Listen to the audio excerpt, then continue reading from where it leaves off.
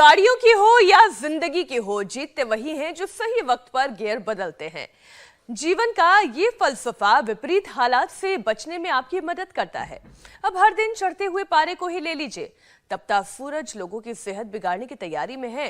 हालत ये है कि हेल्थ मिनिस्ट्री को गाइडलाइंस जारी करनी पड़ी है। जी हाँ, मौसम के मिजाज को देखते हुए लाइफस्टाइल का गियर बदलिए, थोड़ा एक्टिव हो जाइए ताकि सेहत की हिफाजत हो सके, क्योंकि अप्रैल से जून तक देश में भीषण गर्मी पड़ने वाली है। लू भी चलेगी।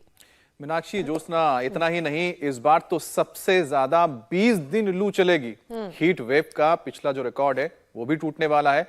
देश के 85% इलाके प्रचंड गर्मी की गिरफ्त में आएंगे और इसलिए अभी से सावधानी बहुत जरूरी हो जाती है। तभी तो बढ़ती हुई गर्मी ने सरकार की चिंताओं को भी बढ़ा दिया है, क्योंकि अप्रैल से लेकर जून तक होने वाले जनरल इलेक्शन में लोग घरों से बाहर निकलेंगे और निकलना भी तो होगा। इसमें यंगस्टर्स भी हैं, बड़े बुजुर्ग भी हैं। जाहिर है हीट वेव की चपेट में आने का खतरा उन्हें भी होगा। जबकि देश की बड़ी आबादी पहले ही हार्ट डिजीज, हाइपरटेंशन और डायबिटीज की गिरफ्त में है। सूरज के सीधे संपर्क में आना उनके लिए और जानलेवा हो सकता है। दरअसल गर्मी बढ़ने से शरीर को चलाने वाली तीनों जो बायोलॉजिकल एनर्जी के बीच एक संतुलन है वो बिगड़ जाता है और पित्त की मात्रा बढ़ जाती है। और जब गर्मी से बचने के लिए फ्रिज से रखी ढकी ठंडी ठंडी चीजें आप निकालते हैं, खाते या पीते हैं, तो उससे कफ की प्रकृति बढ़ती है। तो वहीं खराब खान पान की वजह से, एक्सेस ईटिंग की वजह से गैस एसिडिटी को ट्रिगर करता है और फिर त्रिदोष इम्बैलेंस होते ही आप बीमार पड़ जाते हैं। तो चलिए आज मौसम के हिसाब से सेहत की हिफाजत के लिए लाइफस्टाइल का गियर कैसे बदलना है, कितना बदलना है, कौन से गियर पर डालना है, ये हम जानेंगे। विश्व प्रसिद्ध योग गुरु स्वामी रामदेव हमारे साथ जुड़ चुके हैं। स्वामी जी, बहुत बहुत स्वागत है आपका। प्रणाम स्वामी जी, बहुत बहुत स्वागत है आपका। बहुत बहुत प्रणाम मीनाक्षी जी, अमित जी आपको भी और ज्योत्सना जी आपको भी। देखो, एक तो सूर्य नमस्कार तो जैसा काल हो, कैसा भी काल हो, कैसा भी हाल हो, बुरे हाल होने से बचाना है तो सूर्य नमस्कार तो करना ही है। पित्त बढ़ जाए तो उसके लिए कुंजर क्रिया कराते हैं। पित्त के लिए कुंजर, कफ के लिए नस्य और वात के लिए बस्ती। ये 3 रामबाण उपाय हमारे बालक इधर कर रहे। पानी पी रहे हैं, पानी पी करके लगभग 2 लीटर पानी पी के उसको निकालते हैं। फिर एक तो ये कुंजर क्रिया है, फिर उधर दंड से भी एक नली डाल ली और उससे भी ये शरीर से पित्त बाहर निकालते हैं। और पित्त बढ़ जाता है तो आंखों पर भी बुरा असर हो जाता है, आंखें लाल हो जाती है, मुंह में छाले पड़ जाते हैं, स्किन के ऊपर कई प्रकार के रैसेज और उपद्रव आने लगते हैं। तो आंखों को पित्त से बचाने के लिए यह है जल नीति, और ज़्यादा कफ बढ़ जाए तो सूत्र नीति, और अंदर से जमे हुए कफ को उखाड़ने के लिए वस्त्र धोती। ये सारे ही उपाय यहाँ पर आप देख रहे हैं पतंजलि विश्वविद्यालय के हमारे बालक हैं उसको निष्पन्न कर रहे हैं। एक तरफ ये सूर्य नमस्कार, ये तो त्रिदोष सामक। आज मेरे पीछे आप पतंजलि गुरुकुलम, जो विश्व का श्रेष्ठतम गुरुकुल है, इस बार 3 कार्य होने वाले हैं रामनवमी पर। 350वीं जयंती है वीर शिरोमणि छत्रपति शिवाजी महाराज की, और हमारे पूज्य गोविंद देवगिरी जी महाराज पहली बार व्यासपीठ से छत्रपति शिवाजी महाराज जी की कथा करने वाले हैं। पतंजलि गुरुकुलम का विधिवत उद्घाटन होने वाला है और रामनवमी का आध्यात्मिक दीक्षा पर्व, जिसमें हम 30 साल के तो सन्यासी हो जाएंगे और इस जन्म की हमारी 50 सालों की और जन्म जन्मांतरों की ये सेवा हमारी आगे बढ़ रही है। आज त्रिदोष के ऊपर बात कर रहे हैं। अभी मैंने 3 दोषों के मूल बातें की। पित्त के लिए वमन, कफ के लिए नस्य और ये जल नीति, सूत्र नीति, और वात के लिए बस्ती। इनके एक एक करके औषधि भी बताएंगे। और उधर हमारे हालूराम जी जो सिंगी के हमारे सबसे बड़े एक्सपर्ट हैं। हाँ, ये बड़ी परंपरा है भाई हमारी। ये श्रृंगी चिकित्सा जो महर्षि सुश्रुत के समय से चल रही थी, रक्त मोक्षण इसको कहते हैं, श्रृंगी चिकित्सा। और इसके साथ ये लीज थेरापी, ये भी बड़ी जबरदस्त है। ये स्टीम भी बड़ा जबरदस्त है। ये भी कफ कोल्ड के लिए बड़ा अच्छा है। और हल्दी, अदरक, लहसुन, प्याज, दिव्य धारा, पतंजलि बाम की लपेट भी बड़ी जबरदस्त है, वो भी यहाँ पर दिखा रहे हैं। तो ये छोटे स्वामी छोटे जी लेकिन उपाय बहुत बड़े सारे उपाय हैं, लेकिन करना पूरे कैसे है आंतरिक और कौन शुद्धिकरण से के लिए। त्रिदोष में कौन से उपाय को करना है, कौन सा योग अभ्यास करना है, ये समझना बड़ा जरूरी है। स्वामी जी, अप्रैल से जून तक देश में भीषण गर्मी पड़ने वाली है, जिसमें 20 दिन तो हीट वेव के भी होंगे और इलेक्शन भी इसी के बीच है। जाहिर है लोग घरों से बाहर तो निकलेंगे ही, गर्मी की चपेट में भी आएंगे। तो योगाभ्यास के साथ साथ गर्मी से बचने का उपाय क्या क्या अपनाना है और कौन कौन सी परेशानी इन गर्मियों में हो सकती है, लू में हो सकती है, इसे समझाएं और उपाय भी बताएं। मसलन डिहाइड्रेशन हो गई, बेहोशी हो गई, सिर दर्द हो गया, चक्कर आना हो गया, उल्टी दस्त या मांसपेशियों में ऐंठन थकान जैसी समस्या हो गई। स्वामी जी, बीमारियों की लिस्ट लंबी है, लेकिन समाधान योग आयुर्वेद तो में है। 2 से 2.5 लीटर शुद्ध पानी पीना है। जीरा, धनिया, सौंफ, ये सबके घर में मिल जाता है। जीरा, धनिया, सौंफ, मुलेठी और गुलाब के फूल, इसका हमने नाम रखा है पित्तहर पेय। शीशम, पीपल, बेल, शीशम के पत्ते, बेल के पत्ते, पीपल के पत्ते। शीशम, पीपल, बेल, दूर्वा, दूधी घास, जलजमनी किसी को मिल जाए, वीट ग्रास, एलोवेरा और लौकी, ये ऐसी चीजें बता रहा हूँ, इसमें से 5-7 में से जो मिल जाए उसी का उपयोग कर लें। और हमारे अजय और उनके साथ हमारे योगी भाई इधर भी हैं और इधर योग भी कर रहे हैं। चलो योग मुद्रासन, मंडूका आसन भी करते हैं। ये तो 1-2 मिनट प्रतिदिन करना है। पेट बहुत खराब होता है गर्मी में, उसके लिए मंडूका आसन, योग मुद्रा आसन बहुत बड़ी भूमिका निभाते हैं। तो जिनका पित्त बढ़ जाए उसके लिए मैंने पित्तहर पेय, पित्तहर जूस बताया। जौ के आटे की रोटी और जौ की राबड़ी हमने कई बार बताई है। छाछ का प्रयोग, नींबू पानी का प्रयोग, नारियल पानी का प्रयोग, कोल्ड ड्रिंक्स नहीं, सॉफ्ट ड्रिंक्स नहीं। हाँ, प्याज, प्याज वो जौ का या चने का सत्तू। हरियाणा, राजस्थान में सत्तू जौ का ही बनाते हैं। बिहार, यूपी इधर चने का सत्तू पीते हैं। उसमें थोड़ा प्याज, थोड़ी सी हरी मिर्च, थोड़ा काला नमक, सेंधा नमक डाल करके, थोड़ा नींबू डाल करके पीते। क्या टेस्टी, और तृप्ति भी पूरी, प्रोटीन भी पूरा मिल जाता, पोषण भी पूरा मिल जाता है और पित्त नहीं बढ़ता। प्याज, गंठा, राजस्थान में तो 1 गंठा रोज खाते ही खाते हैं, गर्मी लगती ही नहीं है उससे, इतना जबरदस्त है। तो ये तो, और अविपत्ति कर चूर्ण 100 ग्राम, मुक्ता शुक्ति 10 ग्राम, ये बहुत ही जबरदस्त है अम्ल पित्त के लिए। अविपत्ति कर चूर्ण 100 ग्राम, 10 ग्राम मुक्ता शुक्ति। और वैसे भी हम कामतोधा, मुक्ता शुक्ति, मोती पिष्टी बराबर का मिला करके दे देते हैं और उसको सौंफ के पानी में, एलोवेरा के जूस में, बीटग्रास में, लौकी के जूस के साथ दे देते, पित्त का पूर्ण प्रशमन हो जाता है। बड़ा जबरदस्त है। लौकी का जूस पित्त के लिए, हाइपरटेंशन के लिए, कोलेस्ट्रॉल के लिए, हार्ट के लिए, पूरे अंदर से शरीर की धुलाई के लिए, या अंदर का वॉशिंग मशीन का, वॉशिंग पाउडर का काम करता है, अंदर से पूरी धुलाई कर देता है, सफाई कर देता है। लौकी का जूस मोटापा के लिए भी बहुत अच्छा। तो ये एसिडिटी के लिए, बहुत पुरानी एसिडिटी हो तो लिवोग्रिट और एसिडोग्रिट दे देते हैं। और सुबह सुबह थोड़ा अनार, थोड़ा सेव, बड़ा ज़बरदस्त होता है, अंकुरित भी। अब ये तो बात हुई पित्त की। गर्मी बहुत तेज है ना, तो पित्त के प्रशमन के लिए आज हमने एक जूस भी रखा है। हाँ, उसको जूस बोले या फलूदा बोले, आजकल जो भी है। मंडूकासन, योग मुद्रासन, अर्धमत्स्येंद्रासन, वक्रासन।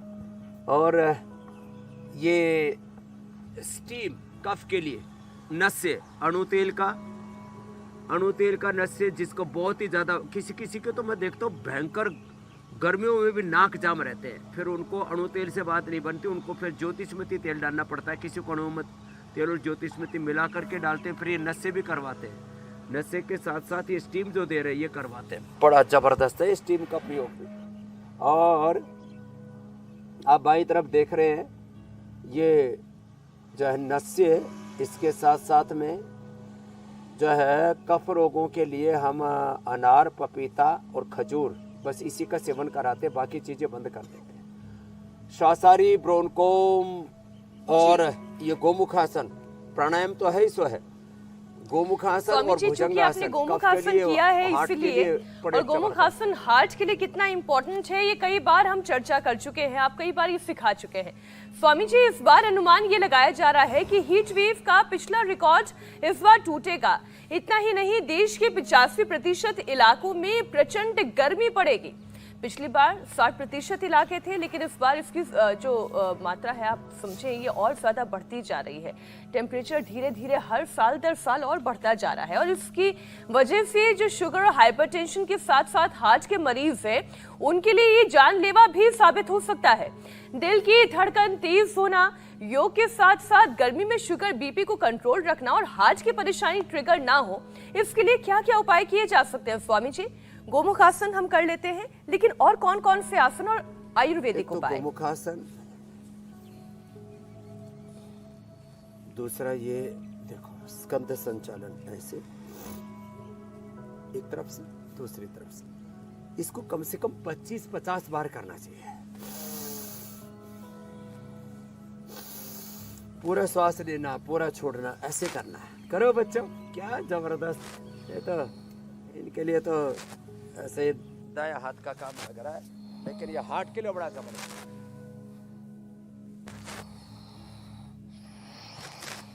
और हार्ट के लिए ये भी बड़ा अच्छा है, ऐसे ऐसे और ये ऐसे ऐसे, और फिर उल्टे लेट के मकरासन और भुजंगासन। चलो बच्चों, भुजंगासन करो, कुछ तो दंड ही लगा लो, साधारण दंड।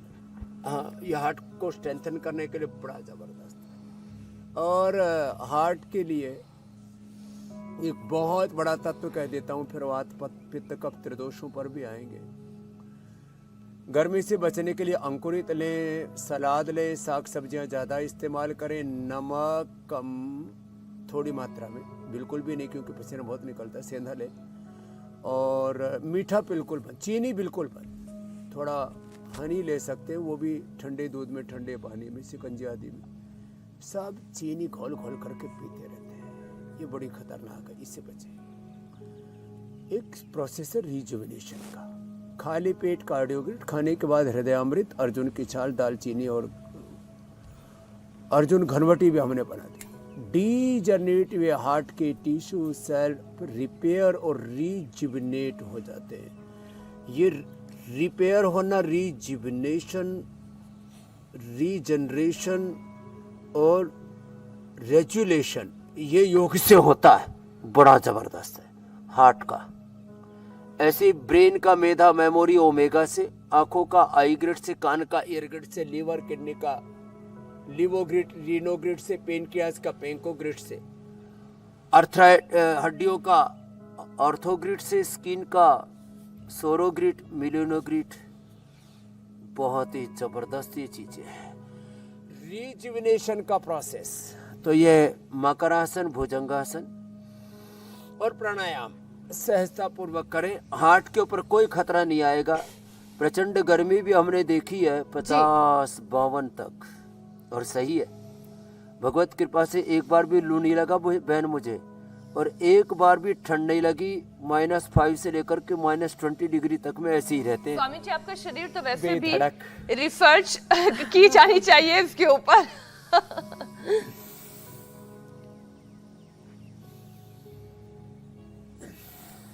स्वामी जी, अब दिल्ली एनसीआर के लोगों की भी बात कर लेते हैं। वैसे तो दिल्ली एनसीआर में अगले 1 हफ्ते तक थोड़ी राहत मिलने की खबर है, लेकिन मौसम विभाग के मुताबिक अल नीनो का असर दिखना तय है। हेल्थ मिनिस्ट्री ने बाकायदा सभी राज्यों को गाइडलाइंस जारी कर दी हैं। स्वामी जी, गर्मी में त्रिदोष कैसे बिगड़ता है, पहले ये समझाइए, और साथ ही त्रिदोषों को बैलेंस रखने के लिए और क्या क्या उपाय किए जा सकते हैं जो आप बता भी रहे हैं, उसके बारे में भी बताइए। और अल नीनो क्या होता है? देखो ज्योत्सना जी, देखो एक तो सर्दियों के अंदर लोग मीठा बहुत खाते हैं, सर्दियों में लोग घी बहुत खाते हैं, इससे पित्त दोष भी बढ़ता है और इससे कफ दोष तो बहुत अधिक बढ़ता है। इसलिए आपने देखा होगा दिसंबर जनवरी में एकदम ठीक, और जैसे ही मार्च अप्रैल में आए तो फिर नाक चल गई और सांस फूल गई, क्या हुआ, कफ बढ़ गया, फिर एसिडिटी हो गई, बहुत बुरी हालत हो गई। तो ये जो सर्दियों में खूब पकोड़े तल तल के खाए, सर्दियों में खूब लड्डू जलेबी उड़ाए, गोलगप्पे उड़ाए, तो ये सब सर्दियों के अंदर जो बहुत ज्यादा घी तेल तीखा का प्रयोग किया, गर्माहट के लिए गरम गरम चीजें खाई तो उससे पित्त बढ़ गया, चिकनी चीजें खाई उससे कफ बढ़ गया, और योगाभ्यास नहीं किया, एक्सरसाइज नहीं की, उससे वात दोष बढ़ गया। इसलिए जो ऋतु का संध्या काल है उस समय पंचकर्मा षटकर्मा करने का हमारे यहाँ विधान है। अभी भीड़ बहुत ज़्यादा हो गई है पतंजलि वेलनेस योगाग्राम निरामयम में, तो फिर भी 50-100 लोगों को तो हम एकोमोडेट कर ही लेते, इतनी व्यवस्थाएं तो बना के रखनी पड़ती हैं। तो जिनको ये सौभाग्य मिल जाए कि पतंजलि वेलनेस योगाग्राम निरामयम में आ सकें, तो वो तो एक बार पंचकर्मा षटकर्मा करने दे, नहीं तो घर पे ही जैसे आज हमने प्रारंभ में जल नीति, सूत्र नीति, कुंजर आदि बताया था वो कर लें। सप्ताह में एक बार उपवास अवश्य करें, और इंटरमीडिएट उपवास का तो नियम ही ले लें। मैंने पित्त का और कफ का तो बताया था। वात दोष के लिए रक्तमोक्षण जो यहाँ पर चल रहा है, श्रृंगी और लीच, और एलोवेरा, गिलोय, पारिजात, निर्गुंडी, सहजने के पत्तों का रस, 5 में से 2-3 भी मिल जाए, नहीं तो पीड़ांतक क्वाथ ले लें, दशमूल क्वाथ ले लें, इसका रस पीते हैं ना, उससे वात दोष प्रशमन हो जाते हैं। और दही, छाछ, नींबू, अचार, टमाटर, खट्टी चीजें वात दोषों में, पित्त दोषों में जितनी भी तली हुई चीजें और जितनी भी मसालेदार चीजें हैं इनका सेवन ना करें। और कफ दोषों में चिकनाई और ठंडी चीजें, ठंडे पानी से भी बचना। तो ऐसे ये कुछ उपाय करने चाहिए। अच्छा स्वामी जी, मैं आपको कुछ पूछने के लिए रोकना चाह रही हूँ। रेडीमेड उपाय जी मेरी बहन। आप स्वामी जी कई बार कहते हैं कि पंचकर्म से ये ठीक होता है, षटकर्म क्रिया करनी चाहिए, तो पंचकर्म और षटकर्म की क्रिया में क्या अंतर है, कैसे ये अलग हैं, और इनके फायदे तो आप बता ही रहे हैं।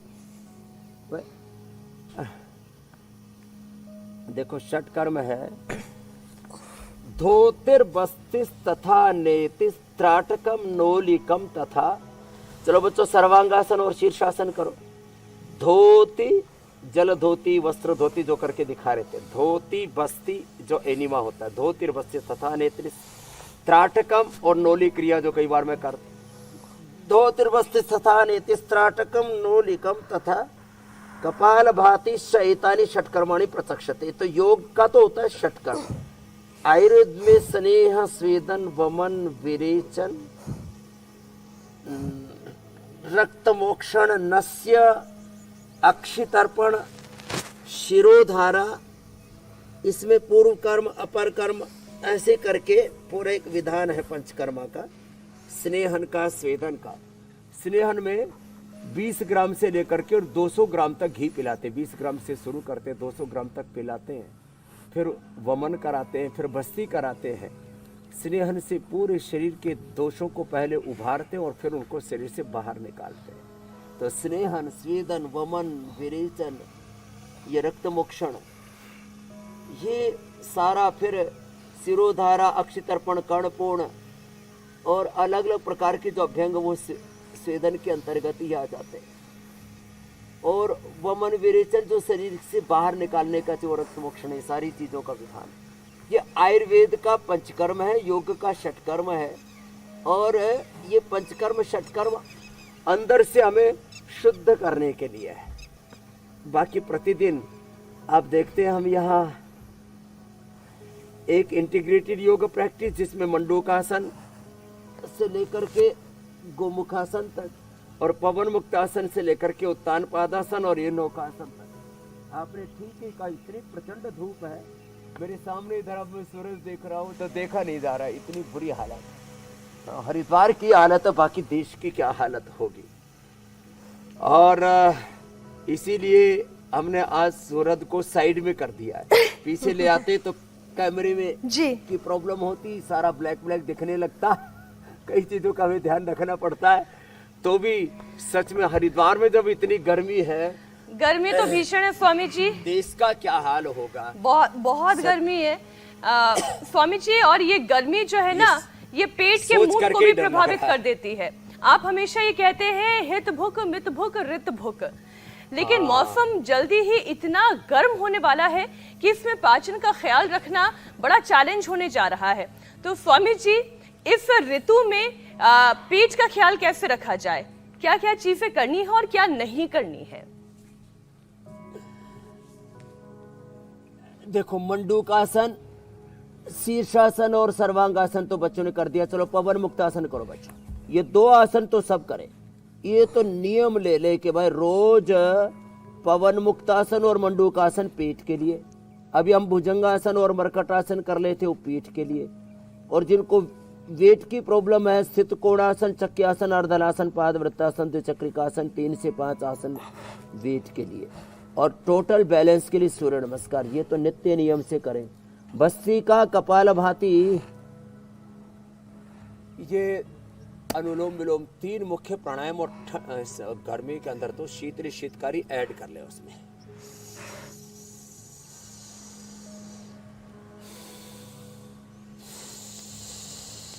आम का पना, आहा, आम का पना, आम को उबाल करके, छोटी सी बात है, बने हुए बाजार से शरबत लेके आते हैं, कोई गुलाब का, कोई पता नहीं तमाम तरह के इधर उधर के उल्टे पुल्टे,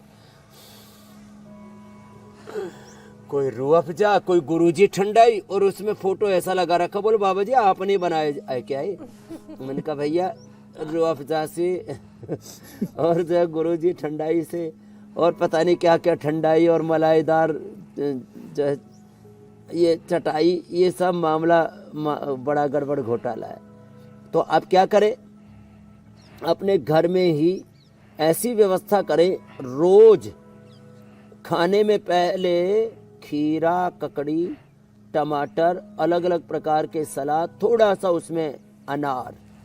अनार बहुत अच्छा है पेट के लिए, मैंने हजारों बार इसका प्रयोग किया है, और भगवत कृपा से 25 लाख किलोमीटर में घूमा हूं पूरे हिंदुस्तान में, एक बार भी पेट खराब नहीं हुआ कि उल्टी दस्त लग गए कि फूड पॉइजनिंग हो गया। अनार शायद इसलिए कहते हैं ना, एक अनार कितना 100 50-100 बीमार, ग्राम। और 100 बीमार ठीक हो इतना जाते हैं। इसलिए अनार में इतने दाने भी होते हैं। हाँ, बेल का प्रयोग बड़ा अच्छा होता है, बेल का शरबत।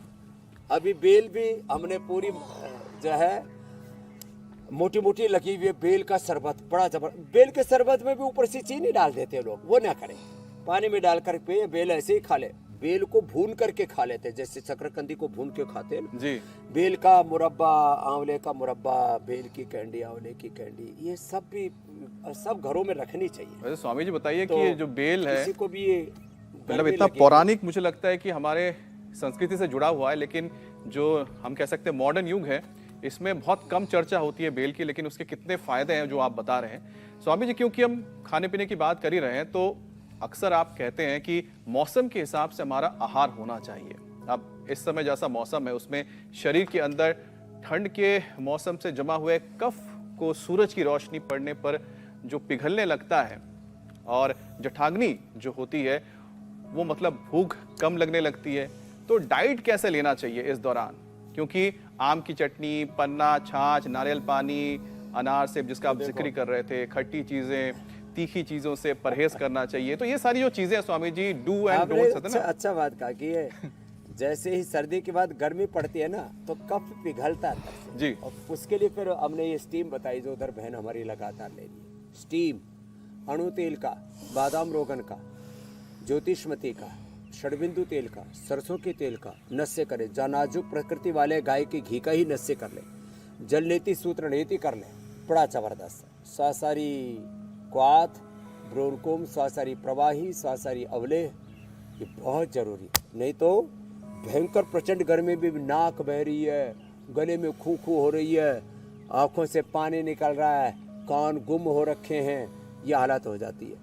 तो आंखों के लिए आईग्रिट, कान के लिए एयरग्रिट, नाक के लिए नस्य, ये बहुत जरूरी है। और घी और ठंडी चीज़ें थोड़े दिन ना खाएं, फिर जब कफ बढ़ जाए तो। और ये कोई उपद्रव ना हो, इसके लिए कफ के लिए बेस्ट है सुबह गर्म पानी के अंदर शिला तुलसी मिला करके पी लें। ये ना बहुत गर्म पड़ता है, नहीं तो ज़्यादा कफ की निवारक चीज़ें लेते हैं ना तो कई बार उससे एसिडिटी बढ़ जाती है। तो सुबह सुबह गर्म पानी में शिला तुलसी का ड्रॉप ही मिला करके पी लें। रात को दूध के साथ ये गुलकंद खा लें। गुलकंद लोग पान में भी लगा करके खाते हैं, जो मीठा पान खाते हैं बिना तम्बाकू वाला, बिना चूने वाला, तो बड़ा ज़बरदस्त काम करता है। गुलकंद दूध के साथ ले लो, पेट बढ़िया साफ हो जाता है। एरंड तेल ले लो, वात भी का प्रशमन और पित्त का भी प्रशमन और पेट भी एकदम अच्छा हो जाता है। ये गोधन अर्क जो हम देते हैं जिनका पेट गड़बड़ रहता है, तो गोधन अर्क में थोड़ा शहद मिला लो तो एसिडिटी नहीं करता है। तो ये ऐसे छोटे छोटे जो उपाय बताते हैं ना, और उसमें क्या अनुपान है क्या सहपान है, थोड़ा खान पान का भी ध्यान रखें। स्वामी जी, अब जैसे ये पुदीना के जो कैप्सूल है, तुलसी पंचांग के बाद स्वामी जी खाली पेट हमारी ना टीम लें। भी कर खाली रही पेट है, वो किसी पूछिए को तुलसी एसिडिटी पंचांग का किस तरह से प्रयोग करना चाहिए।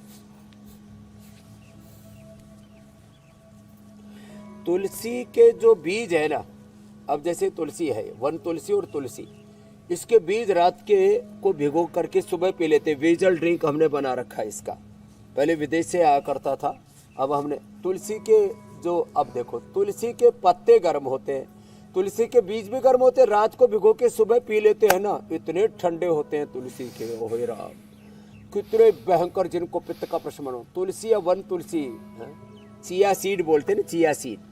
ओह अच्छा, चिया ये सीड वेजल वन सीड। तुलसी होती है। ये रात को भिगो करके और ये सुबह स्वामी ले जी लो, से पता कोलेस्ट्रॉल लगा इस बारे में। खत्म सारा। स्वामी जी मैं रोज पी रही थी और मुझे कोलेस्ट्रॉल समझ में नहीं आया खत्म। था, मुझे लगा ये चिया सीड क्या चीज है। कई बार कार्यक्रम में स्वामी जी ने बताया है चिया सीड्स। चिया सीड, मैं तो उसमें नींबू डाल के थोड़ा अच्छा सा भिगो के एक बोतल पूरी टिका रही थी। कई लोग तो स्वामी जी उसे अपने ये रायते कोलेस्ट्रॉल और के लिए, ये ड्रिंक्स में गर्मी भी के डालते हैं, लिए जैसे और पेट के लिए परम औषधि है। आजकल क्योंकि फ्रूट शेक के काम साथ कर भी रही देते थी हैं। मतलब। ड्रिंक्स हो गई इन सब में। अब स्वामी जी, इसके साथ एक और चीज है, वो इलेक्ट्रोलाइट, इसकी भी शरीर में कमी होने लगती है स्वामी जी, तो इसके बारे में भी जरा समझाइए और कुछ योगाभ्यास बताइए इसके लिए। देखो, योगाभ्यास तो सूक्ष्म व्यायाम प्राणायाम ज़्यादा करें। अब जिनका शरीर फ्लेक्सिबल है तो वो तो कठिन योग भी कर सकते हैं। हमारे बालक अजय और इनकी पूरी टोली है, ये हमारे पतंजलि विश्वविद्यालय की। ये तो चक्रासन और उत्थित पाद चक्रासन, ये तो तरह तरह के योग करके आनंद लेते रहते हैं। अब कहाँ जो योग करता है, न सर्दी न गर्मी न भूख न प्यास न मान न अपमान न सुख न दुख न लाभ न हानि, ये सब राग द्वेष कोई उनके ऊपर असर करते नहीं, सबसे वो बेअसर रहते हैं और बीमार नहीं होते। खैर, तो जो है, जो कुछ ना कर सके ना, वो प्राणायाम अवश्य करें। सूक्ष्म व्यायाम और प्राणायाम, ये तो परम औषधि है। सूक्ष्म व्यायाम, बटरफ्लाई, स्कंध संचालन और भस्त्रिका, कपालभाति, थोड़ा बाह्य प्राणायाम, कितने अच्छे हैं ये सब।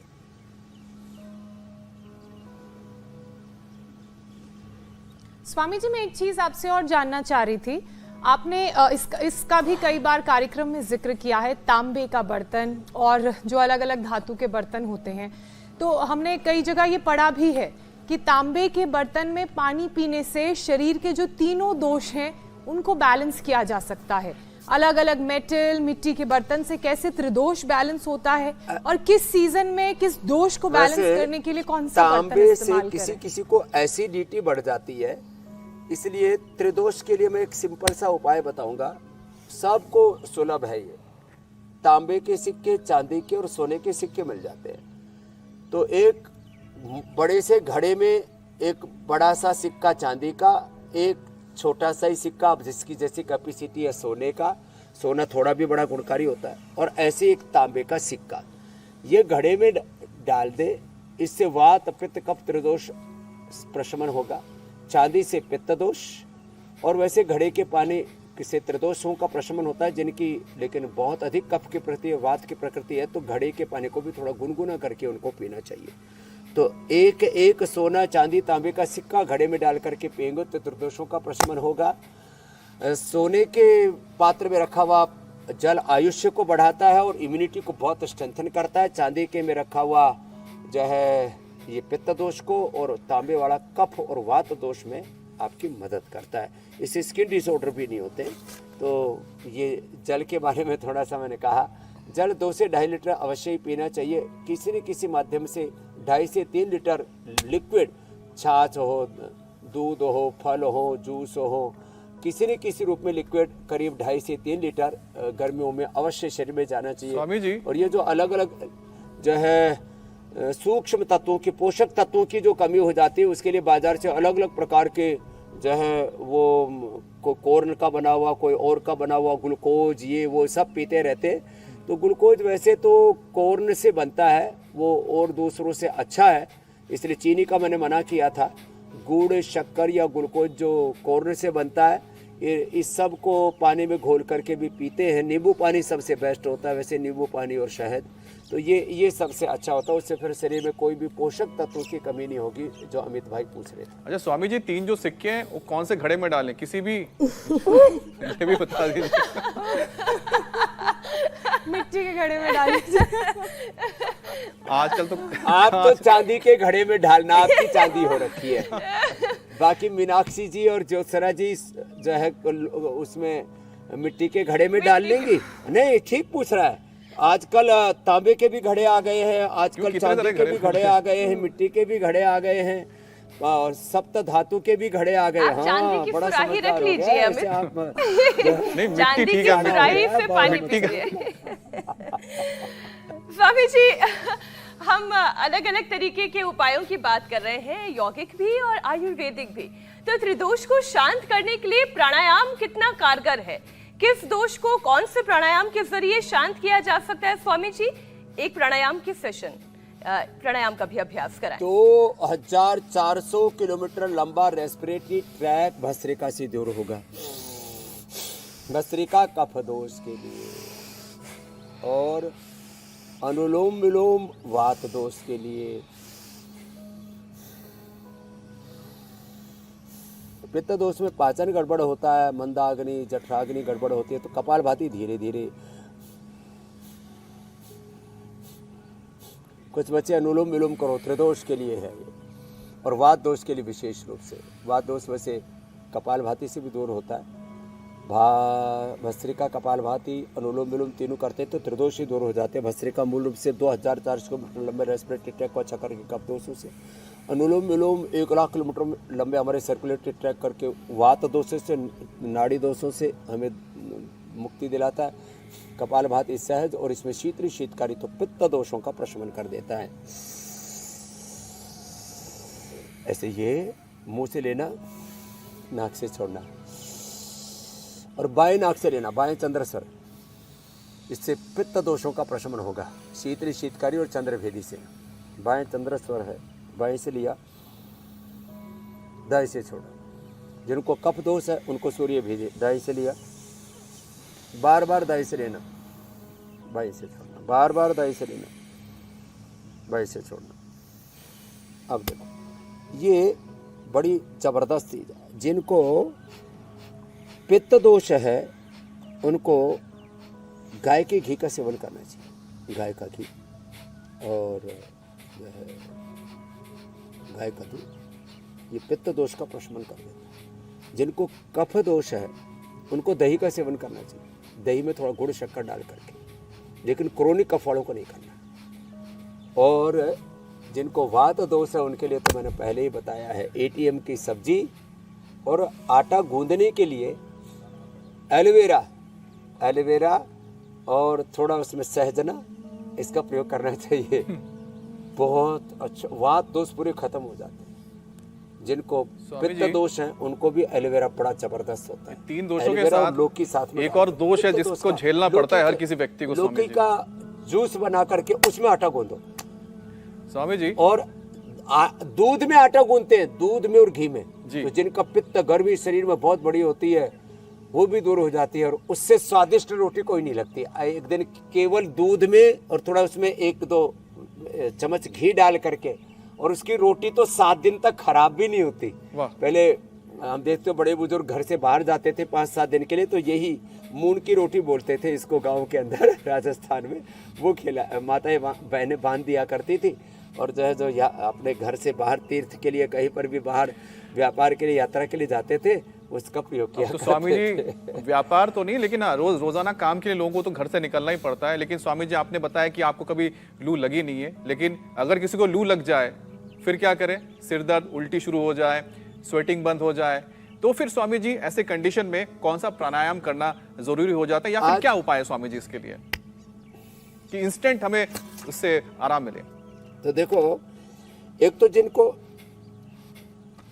इंस्टेंट आराम के लिए एक तो ये ना, ये मिंट का ये कैप्सूल रखना पानी के साथ, ढेर सारा पानी, करीब 1 लीटर पानी, और ये 1 कैप्सूल ये खा लेना। और जो है गुलकंद पास में रखना, गुलकंद खा के ऊपर से पानी पी लेना। सबसे अच्छा प्याज रखो, प्याज खा लो और पानी पी लो। अनार जेब में रखना, अनार प्याज ये तो जेब में ही रहनी चाहिए। तो लहसुन को कम खाना वात रोगों के लिए अच्छा होता है, वात के लिए, कोलेस्ट्रॉल के लिए, कफ के लिए, वेट के लिए, इम्यूनिटी के लिए। लेकिन घी में भून करके इसका दुर्गंध, इसकी तामसिकता, इसकी तीक्ष्णता, तीखापन सब दूर हो जाता है। तो भुना हुआ लहसुन खा सकते हैं केवल, बस जिनको बहुत ज़्यादा एसिडिटी रहती है उनको थोड़ा सा ध्यान रखना है। गाय के घी में थोड़ा सा फ्राई करके, थोड़ा सा इसको रोस्ट करके फिर ही प्रयोग करना। तो ये अभी तो एक बहुत जबरदस्त आज पाक शास्त्र में स्वामी जी उसकी बहुत तरफ बड़ा भी उपाय बढ़ेंगे, बताने लेकिन वाले एक हैं। मेरा सवाल और आज है आपसे। बहुत सुंदर दृश्य योग के और पतंजलि गुरुकुलम के लोगों ने देखे। स्वामी मीनाक्षी जी, ज्योत्सना अमित जी को भी इच्छा हो रही हो कि स्वामी जी काश हम भी ऐसे गुरुकुल में पढ़े होते। वाकई में बहुत कर रहा है। बहुत ही खूबसूरत खूबसूरत। अच्छे हो आप, वैसे तो आप योगी तो हो ही गए हो, परम योगी नहीं हो थैंक गए। यू स्वामी जी। स्वामी जी हमने लू की बात की, उससे इंस्टेंट रिलीफ के उपाय आपने बताए, लेकिन गर्मियों में एक और परेशानी है और वो है मूड स्विंग की। गर्म हो गया है, वो मैंने हाथ रखा तो ऐसा लगा जैसे तवे पर हाथ रख दिया हो। वैसे भी जो काले काले बाल होते हैं ना, ऊर्जा का अवशोषण अच्छे से कर लेते हैं। इसलिए स्वामी जी जो आपने मड थेरेपी बताई थी ना, लोगों को वो मड थेरेपी बहुत पसंद आई। कितने ही लोगों ने मुझे कहा कि खास तौर पर वो होली वाला कार्यक्रम लोगों ने बहुत पसंद से देखा, क्योंकि मड थेरेपी से इस गर्मी में भी बड़ी राहत मिलती है। मुल्तानी मिट्टी का लेप बनाकर अगर बालों में लगा लिया जाए ना, गर्मी लगेगी और बाल भी मुलायम हो जाएंगे। स्वामी जी मूड स्विंग के बाद ज्योत्सना कर रही थी, आजकल इनको भी बड़ा मूड स्विंग होता है। लोग बेवजह चिड़चिड़ापन महसूस करते हैं, बात बात पर कभी कभी गुस्सा भी करने लगते हैं। स्वामी जी तो प्राणायाम के साथ साथ ध्यान इस मूड स्विंग को बचाने में कितना कारगर है? लीजिए, आप तो पाक शास्त्र वाली टेबल पर आ गए। मुझे लगता है आपने खुद ही ये जवाब दे चक्की दिया चलाने से पहले चक्की चलाने से पहले स्वामी जी जरा मूड स्विंग का भी कुछ समाधान दे दें। ध्यान में ना, एक तो अनुलोम विलोम, भ्रामरी, उद्गीत, ओंकार, गायत्री का ध्यान, साक्षी दृष्टा होकर के सारे संसार से डिटैच होकर के गुरु भगवान के साथ अटैच होकर के ऐसा अभ्यास बनाना चाहिए कि क्षण में अपने चित्त को हम गुरु भगवान में, सत्य परम सत्य में लगा सके। हम रोज संघर्ष, झंझावाते, आंधी तूफान को झेलते और ऐसे मस्त रहते हैं। तो ये ऐसा हमने अपने चित्त का अभ्यास किया है कि कभी भी लोअर कॉन्शियस में रहना ही नहीं, हमेशा ओम हायर कॉन्शियसनेस में ही रहना है। और फिर सब स्वामी जी, ध्यान आप करके, ये रेसिपी तैयार का ध्यान कीजिए। इधर ही था, दही डाला, इसमें थोड़ा एक खीरा। मैं तब तक कल का कार्यक्रम बता देती हूँ। बता दो आप कल का बता दो, तब तक मैं स्वामी जी जब तक ये पाक शास्त्र की स्पेशल रेसिपी तैयार करते हैं, तब तक कल के कार्यक्रम की बात कर लेते हैं। बीते 30 साल पर हुई स्टडी, देशवासियों की उम्र कितनी बढ़ी, दुनिया में आगे निकला भारत, फिर क्यों लोगों की सेहत पर संकट, जानिए हेल्थ क्राइसिस के पीछे का सच। योग से कीजिए घातक रोगों का अंत। तो कल सुबह 7:56 पर आप योग की क्लास को बिल्कुल मिस मत कीजिएगा। पहले ही अपने मैट बिछा लीजिएगा ताकि लंबी उम्र के साथ साथ सेहतमंद जिंदगी पाने के उपाय आप स्वामी जी से जान सकें। स्वामी जी देखो, ये इसकी तो सुगंधी इतनी अच्छी आ रही है धनिया की, हमने खीरा डाला, इसके अंदर ये धनिया डाला, थोड़ा सा चुकंदर डाल देते हैं, ये चुकंदर बड़ा ज़बरदस्त, और इसी के अंदर ये पालक डाल देते हैं, ये पालक, इसके पत्ते डाल दिए, और दही पहले ही हम डाल चुके थे, हमने दही छाछ सबको उपलब्ध करा दिया है। स्वामी जी नीचे और कुछ लाल लाल फिर रंग का भी है क्या? इसमें लवण भास्कर हिंगवाष्टक तो ये परंपरागत हमारे बने हुए हैं, बड़ा रंग बिरंगा है। और भुना हुआ जीरा, और हाँ, और ये सब डाल करके और दही छाछ डाल करके फिर इसको घुमा देते हैं, और फिर इसको जब ऐसे घुमाएंगे तो ये इतना रंग बिरंगा और इतना टेस्टी, इतना हेल्दी, गर्मी की संजीवनी है ये गर्मी की संजीवनी। जैसे हमने डेट का बताया था वेट बढ़ाने के लिए, वो सर्दियों के अंदर बताया था। अब देखो ये आ गया है, अब हमारा ये जूस पीने वाला भी हमारा बालक तैयार है। पी ले बेटा। हाँ, और ये बेल का जूस हमने उपलब्ध करा दिया पूरे देश को। वेजल ड्रिंक जो मैं बता रहा था वो ये था, तुलसी का, पहले विदेशों से आता था 100 200 रुपए का, हमने उनसे 1/10 मूल्य के अंदर ये उपलब्ध करवा दिया। और ये बेल का शरबत भी बहुत ही जबरदस्त है, इसका भी को आलसी जीव है उनके लिए बनाया, बाकी तो अपना फ्रेश बेल लेना और उसका बना करके पी लेना। तो आज जो उपाय बताए हैं, इनको उपायों को जो अपना लेंगे फिर उनको जिंदगी में गर्मी नहीं लग सकती। तो बहुत बहुत धन्यवाद।